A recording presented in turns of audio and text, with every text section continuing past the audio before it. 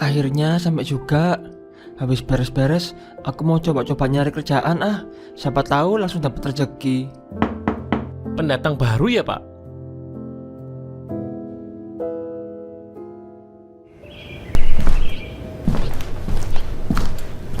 Iya Pak, perkenalkan nama saya Danu. Oh, iya. Nama saya Anton. Maaf nyelonong masuk gini, Pak. Nggak apa-apa Pak. Oh iya, ngomong-ngomong Pak Anton ada info soal loker nggak? Wah, nggak ada, Pak. Saya sendiri cuma dagang mie ayam. Zaman sekarang itu susah, Pak, kalau mau cari kerja. Standarnya terlalu tinggi, mana maksimal umur 25 tahun. Kalau mau ya harus dagang sendiri, Pak. Walah, gitu ta. Dulu saya pernah coba jualan di kampung saya, tapi sepi.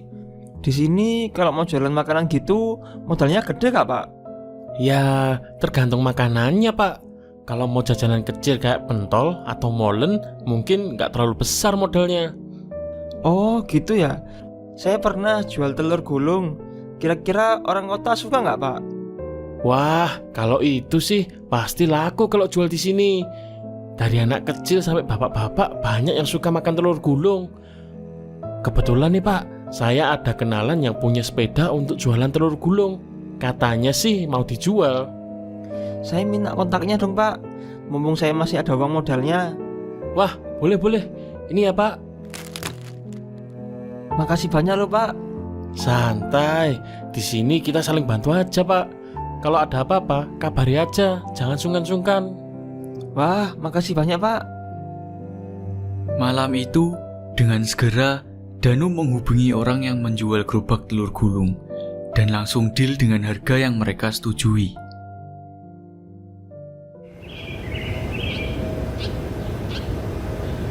Oke bener dapat sepeda jualan masih bagus gini. Mana harganya murah. Loh, udah datang, Pak, sepedanya? Alhamdulillah sudah. Sekarang tinggal beli bahan-bahannya aja Pak. Oh iya, kira-kira di sini pasaran dekat di mana ya? Kebetulan saya juga mau beli sayur. Bareng aja yuk, Pak. Deket kok. Iya Pak.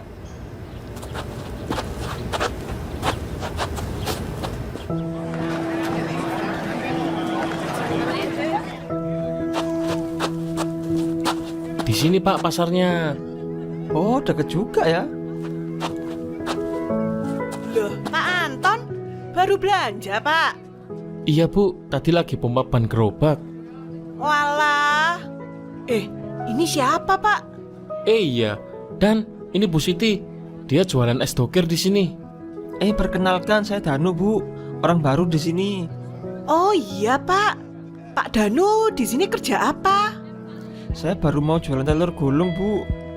Kalau mau beli telur, ke kios sana aja, Pak. Telurnya murah-murah. Makasih banyak Bu. Gak masalah. Ya udah, saya duluan. Takut kesiangan. Mari. Sepulangnya dari pasar, Danu dengan segera membereskan barang belanjaannya dan bersiap jualan. Minyak goreng udah, telur sama micin juga udah. Sekarang tinggal nyari tempat keliling. Apa aku coba cari daerah sekolahan ya? Karena anak kecil suka tuh beli jajan telur gulung. Danu pun mulai berjualan keliling kampung. Setelah bertanya pada orang-orang sekitar, Danu akhirnya menemukan sekolah dasar terdekat. Wah, pas nih lagi jam istirahat. Moga jualanku laku di sini. Siapa kamu? Kok tiba-tiba mau jualan di sini? Maaf Pak, saya pendatang baru. Emang kalau mau jualan di sini harus izin ya? Ya iyalah, kamu jualan telur gulung ya? Udah ada yang jualan itu di sini. Di sini nggak boleh ada yang jualan samaan. Dah sana, cari tempat lain aja. Iya Pak.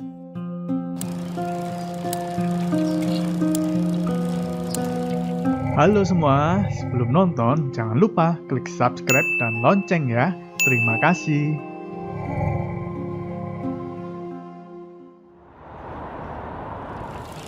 Astagfirullah, susahnya jualan. Udah 3 jam aku keliling, tapi nggak ada pembeli sama sekali. Ada. Aku coba ke sana aja deh. Kelihatannya banyak orang lewat di sana.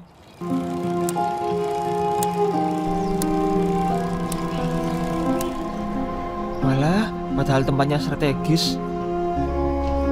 Loh, itu kan Pak Anton sama Bu Siti. Mereka kok jualan di sini? Kan dilarang. Pak Anton jualan di sini toh. Loh, Danu? Iya nih, tempat paling strategis ini. Banyak orang pulang kerja lewat sini. Tapi kan dilarang, Pak. Halah, larangan itu ada untuk dilanggar. Sampean gimana? Dagangannya laris? Sepi, Pak. Ternyata susah juga ya jualan di kota. Ada aja halangannya.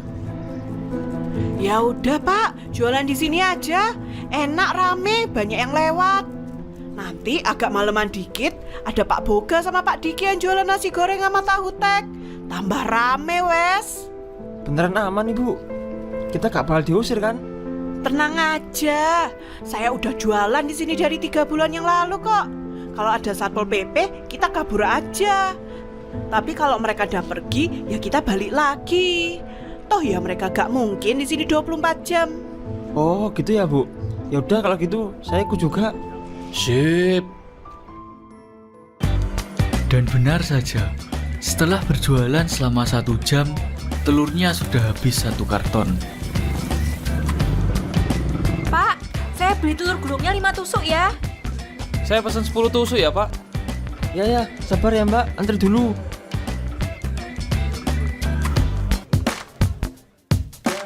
Duh, capeknya. Aku gak ngira kalau bakar selama itu. Wah, sampean belum lihat kalau malam minggu. Lebih rame lagi di sini. Besok saya beli telur lebih banyak lagi deh. Astaga, sama-sama aku belum kebuang. Mana tadi lupa bawa kresek sampah. Langsung buang ke kali aja Pak. Gak usah ribet-ribet nyari kresek. Iya, Pak. Kita di sini mah langsung buang ke kali aja. Biar gak ribet bawa apa sampah. Toh, ya nanti ujung-ujungnya sampah kita dibuang ke sini. Benar juga sih, Pak. Ya udah kalau gitu.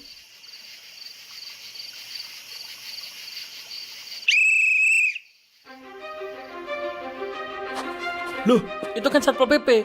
Ayo, kita pergi dari sini. Hah? Bentar, Pak. Minyak belum saya buang ini. Ayo Pak, yang penting kita pergi dulu. Iya. Ayo, mau buang sampah sembarangan ya? Saya cuma buang dikit kok, Pak Warman. Gak akan ngaruh apa-apa. Dasar penjual-penjual bandel. Sudah dibilangin jangan jualan di sini kok. Saya pendatang baru di sini. Nggak tahu apa-apa. Bisa baca kan? Di sini tuh dilarang jualan dan buang sampah sembarangan. Udah Pak Danu, jangan dilawan. Kita lari aja. Awas ya kalau kalian berani balik ke sini. Astaga, lagi-lagi mereka buang sampah di kali ini. Apa mereka nggak tahu bahayanya buang sampah sembarangan? Kita harus cari cara supaya mereka nggak berani lagi untuk jualan di sini. Pak Bos ada ide nggak? Ada sih, tapi aku butuh bantuanmu, Yan. Siap, laksanakan. Semoga dengan cara ini mereka bakalan kapok.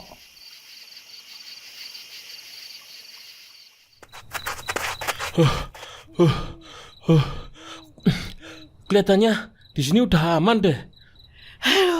Bikin kaget aja si Parman itu. Mentang-mentang sekarang jadi kepala Satpol PP.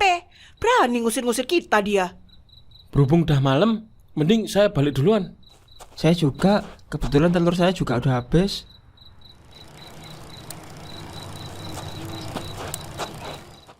Keesokan harinya, Danu, Anton, dan Bu Siti kembali berjualan di sana. Dan setiap kali Satpol PP datang, mereka akan kabur dan kembali lagi saat Satpol PP pergi. Hingga suatu malam, Alhamdulillah, hari ini habis semua telurnya. Habis buang sampah, balik ke kosan aja deh. Pak Danu, udah mau balik? Bareng dong. Ayo aja, Pak. Saya buang sampah ini dulu.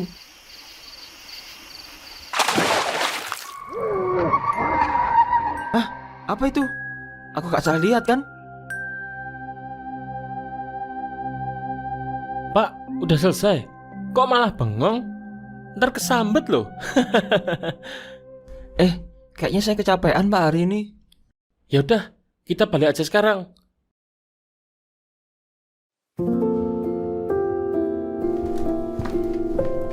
Loh, pada ngumpul di sini.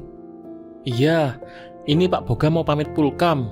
Istrinya mau melahirkan. Wah, selamat ya Pak. Terima kasih Pak Danu.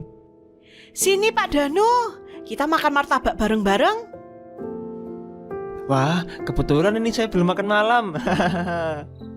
Oh iya, berhubung sebentar lagi musim hujan, saya dengar-dengar daerah kali tempat kita jualan pernah meluap loh. Sampai nenggelamin rumah-rumah di sekitarnya. Hah? Masa Pak? Dengar dari mana? Saya dulu sempat dengar dari orang pasar. Gara-gara kejadian itu, lebih dari 10 orang meninggal. Bahkan diantaranya ada anak-anak yang masih kecil. Katanya, karena arwah mereka tidak tenang, mereka suka menghantui orang-orang di sekitar situ saat malam hari. Menghantui? Jadi itu alasan ada larangan bawa sampah di sana? Duh, jangan nakut-nakutin gitu dong Pak. Maaf, lagian ngapain takut? Kita itu cuma boleh takut sama Allah. Ya Pak.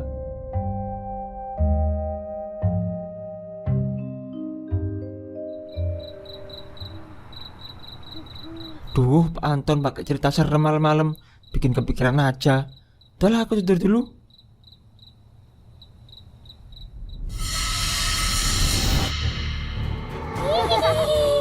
Ayo sini main sama kita, Om. Enggak. Apa dulu?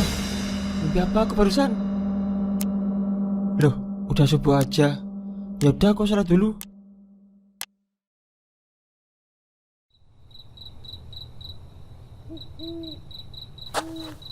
Pak Danu, kenapa kok diem aja?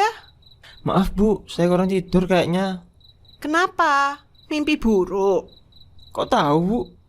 Kelihatannya gara-gara cerita Pak Anton tuh. Saya juga sampai kebawa mimpi. Halah, mimpi buruk aja kok rame. Oh iya, tumben tenang jam segini. Biasanya si Parman dah nongol aja. Lagi sibuk paling Pak. Lagian bagus toh kalau mereka gak datang. Ya udah, beres-beres yuk.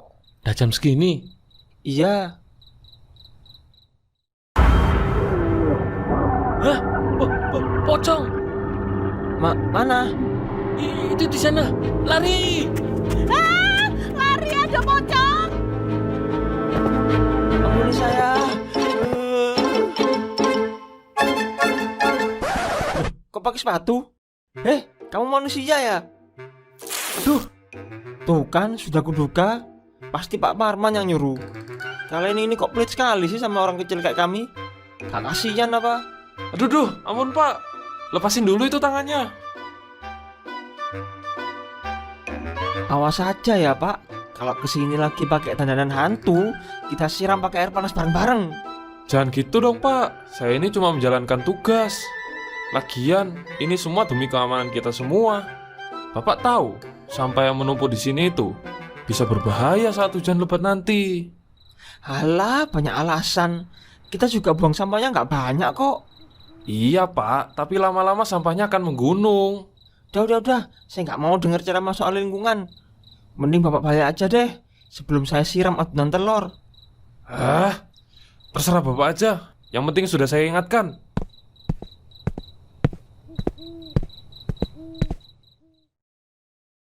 Musim hujan pun datang. Danu pun mulai menyadari bahwa air kali mulai meninggi. Dalam hati dia merasa was-was. Namun melihat Pak Anton dan Bu Siti yang biasa saja, membuatnya merasa bahwa semuanya masih aman.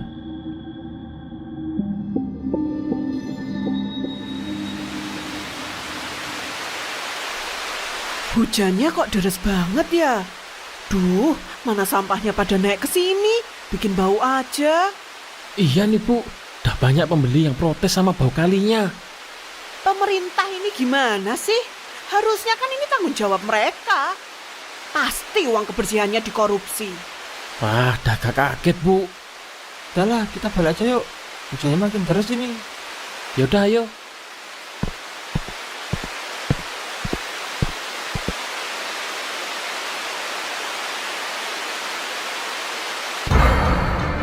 Kok pocong? Astagfirullah. Tolong!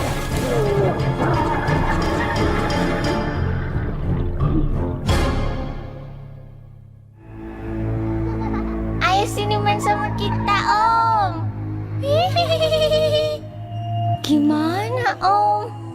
Rumah kita bersih kan? Kita punya barang-barang unik loh. Contohnya plastik ini. Hihihi. Kita juga punya banyak makanan enak loh. Ayo Om coba makan. Enak kan? Coba sini Om. Pakai topeng baru dari kita.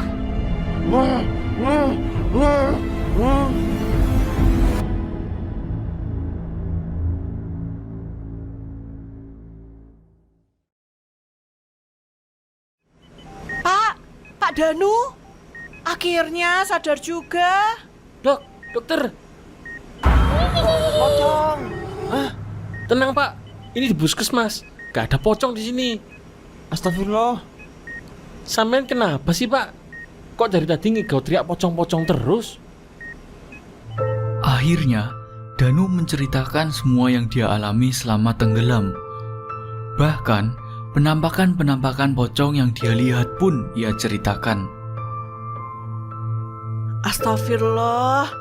Jangan-jangan itu arwah korban yang tenggelam saat banjir dulu. Kelihatannya begitu. Jujur saja, semenjak saya berjualan di sana, saya sering merasa ada yang memantau dari arah kali. Mungkin mereka marah karena tempat mereka meninggal kita jadikan tempat pembuangan sampah. Alhamdulillah, sampean sudah sadar Pak akhirnya. Loh, Pak Warman, kok di sini? Tadi yang nolongin sampean itu Pak Parman sama Yayan. Soalnya saya nggak bisa renang Pak. Terima kasih banyak ya Pak. Kalau gak ada Bapak, mungkin saya udah jadi arwah seperti 3 pocong kecil yang saya lihat. Tidak apa-apa Pak, sudah tugas saya. Dulu saya pernah gagal menyelamatkan orang yang tenggelam saat banjir di sana. Jadi saya sangat lega karena berhasil menolong sampean. Untuk kedepannya tolong jangan buang sampah lagi di sana ya Pak, bahaya. Iya Pak, maafkan kita. Saya mau minta tolong Pak. Kelihatannya para arwah korban banjir dulu tidak tenang karena sampah yang menumpuk. Apa Bapak mau membantu kita membersihkan kali itu? Wah, bisa Pak. Saya juga sebenarnya berniat mengajak Bapak dan warga sekitar untuk gotong royong di sana. Saya siap bantu juga Pak, tapi bagian konsumsi. Beberapa hari kemudian, diadakanlah acara bersih-bersih kali bersama warga dan aparat setempat. Tidak hanya itu, para warga membersihkan lapangan agar Danu dan yang lainnya bisa berjualan di sana.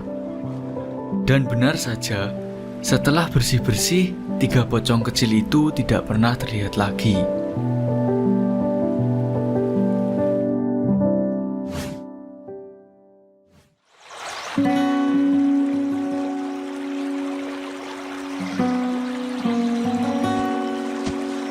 Adem ya?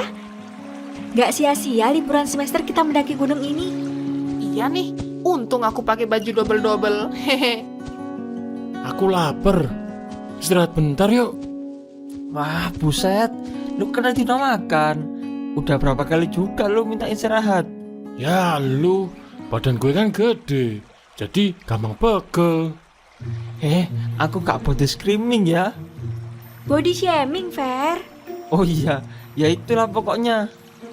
Asal lo tahu ya, badan gue ini gede. Jadi kalau jatuh, ngelindingnya bisa jauh sampai balik ke parkiran motor kita. Udah man, udah. Astaga, oke lah kita istirahat lagi. Kebiasaan Rusman, kalau kepepet mesti gitu. Nah, tuh di sana ada pohon gede. Lumayan, sekalian bisa ngadem. Halo semua, sebelum nonton jangan lupa klik subscribe dan lonceng ya. Terima kasih.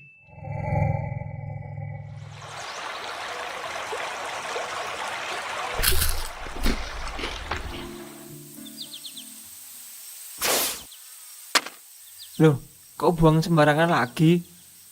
Sampahnya taruh di kantong plastik ini nih. Ya lah, Fer. Cuma 1 bungkus doang kan? Kecil lagi. Bener Man, udah penuh juga kantong sampahnya. Biarin aja lah. Gak gitu, Man. Tadi kamu buang kulit pisang sembarangan waktu perjalanan ke sini juga kan? Kalau diterusin, lama-lama ya tambah banyak. Alah, yain deh. Sik, Aku kebelet pipis. Tak mau sik.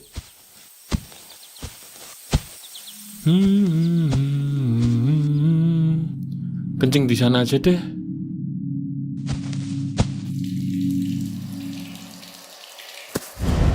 Hah? Gak ada siapa-siapa. Bro, udah belum? Lama amat sih. Ya elah, sabar apa sih? Udah selesai kok ini.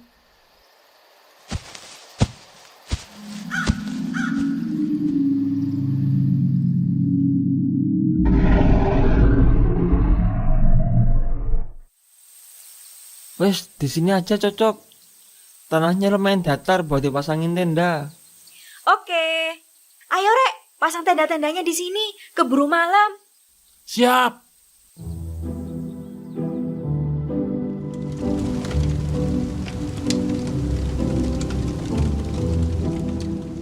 Rin, anterin aku dong ganti ganjelan. Oke, oke. Wah, mau kemana, Rek? Ikut dong. Idih, kepo. Lu gimana, Fer? Gak mau ganti ganjelan juga? Kepokem lu ya.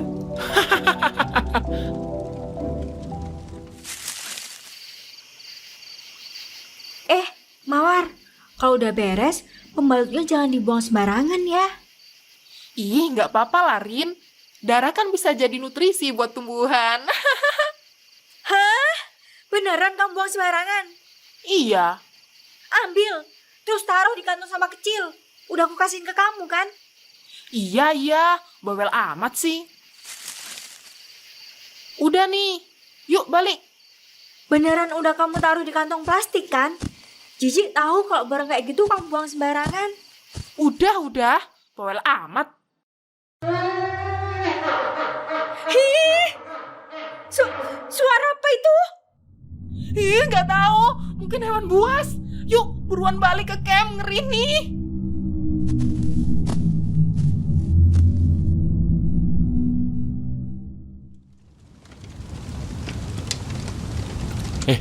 Kalian tahu nggak? Saat pemilihan Hima kapan hari, si Rudi anak sialan itu katanya dia orasi pakai nyindir teman kita, si Adam. Berani banget dia. Awas aja kalau ketemu aku. Bakal kubokem mukanya. Wah, kebiasaan tuh anak. Padahal kan sesama calon Hima. Rusman mulutnya dijaga ya. Nggak sopan dilontarin di sini. Biarin lah. Emang kelakuan si Rudi ngeselin banget. Ya tahu, cuma gak baik aja dibahas di sini. Kita kan di sini cuma pengen nyantai ngelempain urusan kampus. Bener sih. Rusman, ambil lagi nggak sampahnya? Iya man, taruh aja di kantong sampah. Alah kalian ini, jiwa go greennya buat kalian aja. Aku gak ikut-ikutan. Dasar si paling go green. Yoi, go green mah nunggu berduit aja. Ada.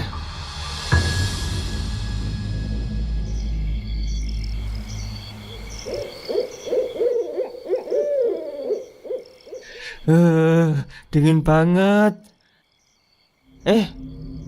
Itu Rusman sama Mawar. Ngapain sih mereka malam-malam gini? Udahlah, bodo amat, mending tidur lagi.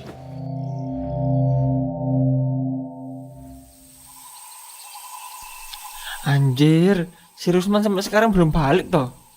Loh, Rusman juga nggak ada. Aku juga barusan bangun, tapi Maur udah nggak ada di tenda cewek. Iya, tadi malam kalau gak salah inget, aku ngeliat si Rusman sama Mawar jalan bareng. Tadi udah aku telepon si Mawar, tapi nggak ada sinyal. Iya sama nih, ayo deh kita cari dulu mereka. Iya. Itu kan. Ini cap tangan siapa? Kelihatannya bukan dari tangan orang.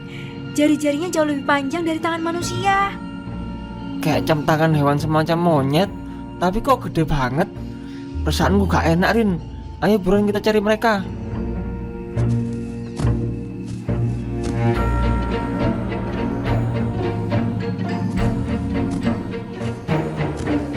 Akhirnya, Ferdi dan Rini meminta bantuan ke pendaki-pendaki lain untuk mencari keberadaan Rusman dan Mawar yang hilang malam itu.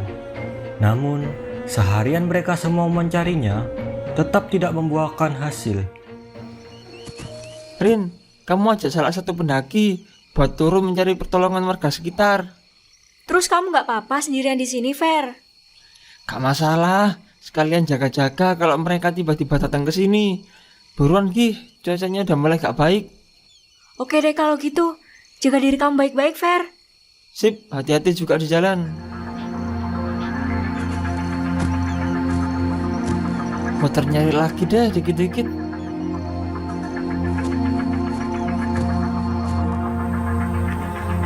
Kemana sih kalian?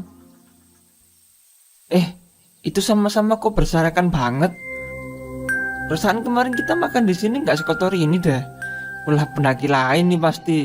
Aduh.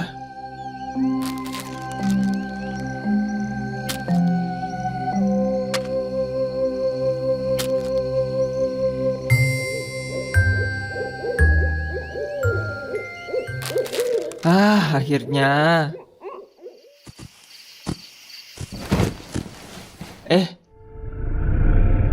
Wah!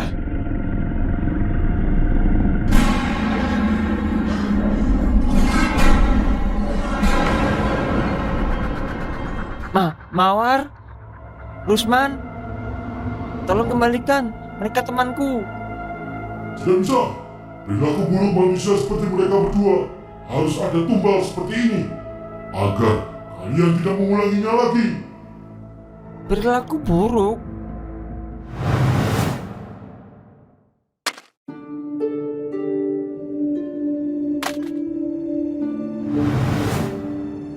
Mereka berdua harus menjadi tumbal, agar seluruh penghuni gunung ini bisa tenang. Terlebih lagi, mereka berdua hendak melakukan kegiatan tidak senonoh yang sangat kami benci.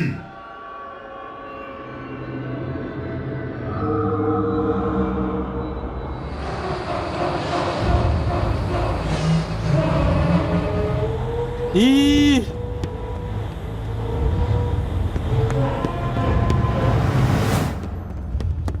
Aduh!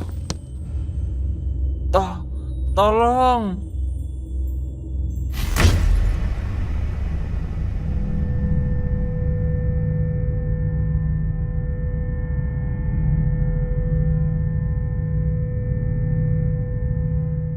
Rusman, Mawar, jangan-jangan aku juga. Ferdi, kamu belum mati. Kamu hanya terbawa ke dunia ruh sementara. Fer, aku pamitan dulu ya. Sorry kalau aku banyak salah. Aku juga, Fer. Titip salam buat keluargaku. Aku sayang mereka.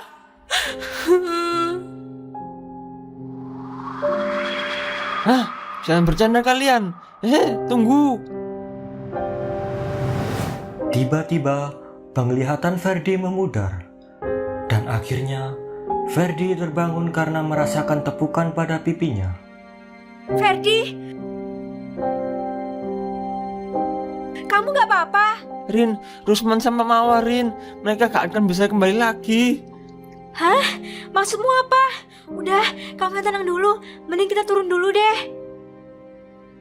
Mereka semua akhirnya turun dari gunung itu, dan Ferdi menceritakan segala kejadian yang dia alami kepada Rini. Dan mereka sepakat kembali ke sana untuk melakukan bersih-bersih. Dan benar saja, beberapa hari kemudian, tim bantuan menemukan jenazah Rusman dan Mawar yang menggantung dan mengering di atas pohon. Lalu, mereka dimakamkan dengan layak.